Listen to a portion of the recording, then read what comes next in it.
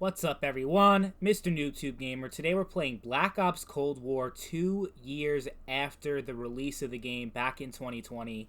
Yeah, it's been that long. It's crazy to think. I remember back when the game first came out, and I was making videos about how much I hate Cold War and how it's the worst Call of Duty ever made, and now here we are, 2 years later, and my perception of Cold War has definitely changed a lot over the past couple years, especially with Vanguard and Modern Warfare 2 coming out after that. I guess you could say my appreciation towards this game has gone up quite a bit, considering that Cold War is the only recent game in the Call of Duty series that actually plays like a Call of Duty game and not a bootleg Battlefield, bootleg Rainbow Six Siege, like Modern Warfare 2019, Modern Warfare 2, and Vanguard with the bullshit tactical style gameplay that they implemented in these games. But Cold War actually feels like COD. I think the gunplay, the gameplay, and the overall atmosphere is easily much better than what we got in the two Modern Warfare reboots and Call of Duty Vanguard. I wouldn't say it's better than Black Ops 4. I think Black Ops 4 is one of the greatest Call of Duty games of all time. Cold War is honestly towards the bottom tier of COD. That's only because skill-based matchmaking came back. They brought that shit back, which was probably the worst thing that was implemented in Modern Warfare 2019. And the streak system, where you keep getting streaks even after you die, and there was just so much streak spam, and it really didn't feel like you earned the streaks that you were getting, even though there was a multiplier, so if you got like 20 kills in a row, you get them faster. But still, it ruined the core feature of Call of Duty, which honestly was the kill streaks and the score streaks. That has always been the main objective of COD, and they just took that and completely fucked with it for no reason and made it completely meaningless. So those were the two biggest flaws of Cold War. Also, not enough content overall. They relied too much on remakes, and with zombies, I feel like we should have gotten at least 2 more maps than we got. But I'd be lying if I said that I didn't have a lot of fun coming back to this game. This was a really fun game, the one you see on the gameplay right now. I don't remember the exact kill streak, but I think I at least break a 3 KD, which is really unheard of with a game with skill-based matchmaking, but every now and then you have a good game. Skill-based matchmaking has definitely gone down a little bit since there's not as much of a player pool as there was back in the game's prime. Still there, you'll still notice it, but it has definitely gotten better, and I'm sure like 2 or 3 years from now, there's going to be such a small player base for this game that it'll be pretty much negligible. So maybe then I'll enjoy Cold War even more. But yeah, I had a lot more fun coming back to this game than I thought I would, especially with zombies. I had a shit ton of fun with that. It's the best zombies we've had since Black Ops 3. Like, if you compare all the other zombies games that have come out after BO3, you look at Black Ops 4, COD World War II, Infinite Warfare, and Vanguard, which is the worst zombies of all time. Yeah, out of all the zombies we've gotten after Black Ops 3, because Black Ops 3 will be peak zombies in my opinion. Like, that'll always be the best zombies, followed by Black Ops 1, followed by Cold War. Anyone who disagrees, I'm sorry, but you're wrong. And if it weren't for skill-based matchmaking completely killing all the fun from multiplayer, I would have enjoyed the multiplayer a lot more, because everything else was great. The maps were pretty well designed, especially compared to Modern Warfare 2019, which had the absolute worst maps in COD history. Like I said, the gunplay was great, the weapon design was great, but most of the other complaints that people had, people complained about the slow time to kill, people complained about the high health, no flinch. These were all things that I actually liked about Cold War's multiplayer, and I'm glad that they didn't try to make another version of Modern Warfare 2019, because it was pretty much Modern Warfare fans that had those complaints about Cold War, because it played differently. They hated, oh, the guns, they feel like toys compared to Modern Warfare. Well, it's 10 times more fun than Modern Warfare, which doesn't say much, since Modern Warfare 2019 is the worst COD of all time, but it's worth pointing out that Cold War, despite its flaws, did a lot of things right. Honestly, if they didn't have skill-based matchmaking, and if they didn't fuck with the streak system like they did, I would put Cold War in the B-tier category of Call of Duty games, especially if you include zombies there, and the amazing single-player campaign.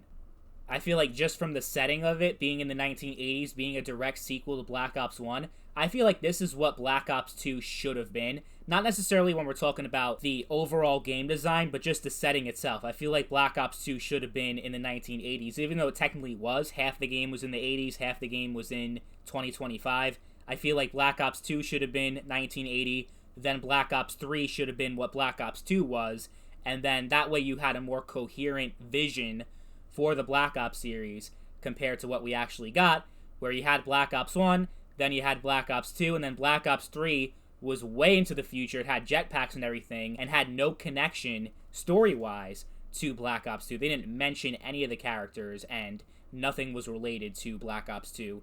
And then Black Ops 4 didn't even have a story, and was even more all over the place. And they really showed with that game their lack of vision and direction for the Call of Duty series. So it wasn't a really bad idea to go back to the 1980s and revisit some of the iconic characters from the Black Ops series, including Mason and Woods and all those people. And I like that they actually made a sequel, and it was within the same universe as the original Black Ops, rather than starting from scratch and doing a reboot like Infinity Ward is doing with Modern Warfare. Not that I hate the idea of a reboot of Modern Warfare, but I'm just glad that Treyarch isn't just copying the same exact thing and is doing their own thing. This game obviously resonated with some people, since you still have a good amount of players online in 2022. 2 years later, I can find matches pretty much instantly. Not quite instantly, because the skill-based matchmaking is still in effect and tries to take longer to try to find a match so everyone's within your skill level rather than it just being based off of ping.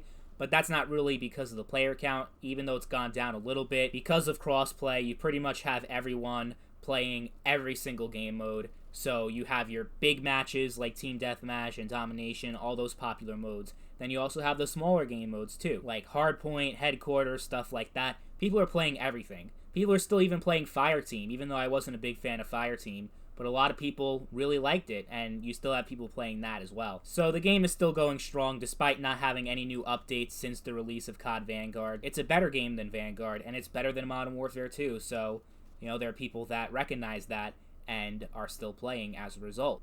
The only thing is that because you had a lot of weapons that were added through the battle passes, back when the game had battle passes that it was given out, there are a lot of tedious challenges that you have to complete in order to unlock a lot of the weapons, like the Farah, for example, which I believe is the weapon that I'm using in this gameplay. You'll see like half the weapons in the game you can't unlock through regular level progression. You have to unlock it through these challenges after the battle pass. So when the battle pass was over for that particular season, they replaced the battle pass leveling up with a certain challenge. I forget exactly what you have to do in multiplayer to get these weapons, but I remember they were incredibly tedious, that my progression and my unlocking of these weapons actually came mostly from zombies. Because with zombies, you have an entirely different set of challenges and things that you could do, like killing a certain amount of zombies while you're fully pack-a-punched with an assault rifle, something like that. I think that's what the Farah was, or it was some different weapon. I don't remember completely.